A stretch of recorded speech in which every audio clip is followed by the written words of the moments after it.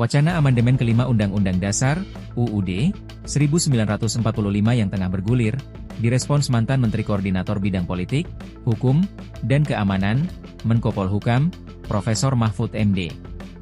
Mahfud mengatakan bahwa perubahan konstitusi pernah dilakukan dan dinilai gagal menyelesaikan masalah ketatanegaraan.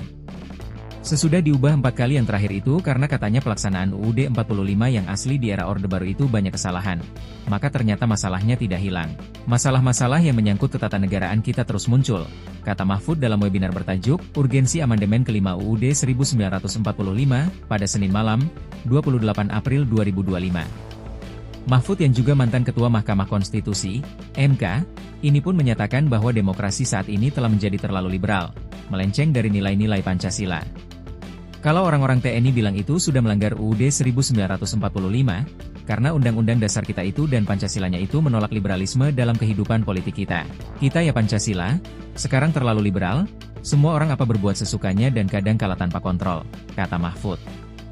Sebagai contoh ekstrim dari demokrasi yang tidak terkendali, Mahfud menyinggung kasus seorang anak kecil yang menghina mantan Wakil Presiden Tri Sutrisno.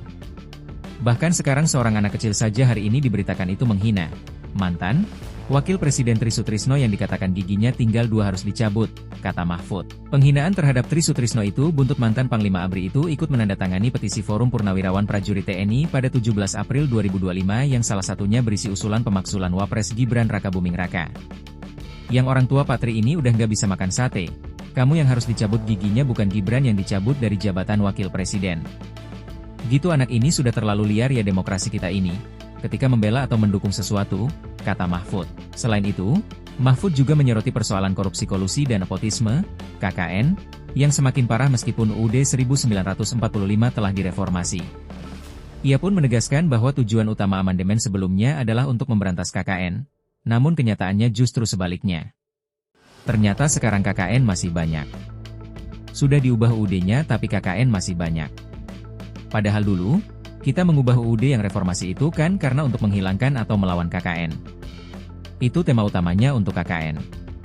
Karena KKN itu yang membunuh demokrasi, membunuh hak asasi, membunuh hak ekonomi dan sebagainya, kata Mahfud. Mahfud bahkan menyatakan bahwa KKN saat ini lebih buruk dibandingkan era Orde Baru, dengan data yang dapat diukur secara kualitatif maupun kuantitatif. Kita bisa menyebut angka-angka dengan mudah, kita bisa mengkalifikasi dengan mudah, bahwa sekarang itu KKN jauh lebih parah dibandingkan dengan Orde Baru. Ini adalah produk amandemen konstitusi, pungkas Mahfud.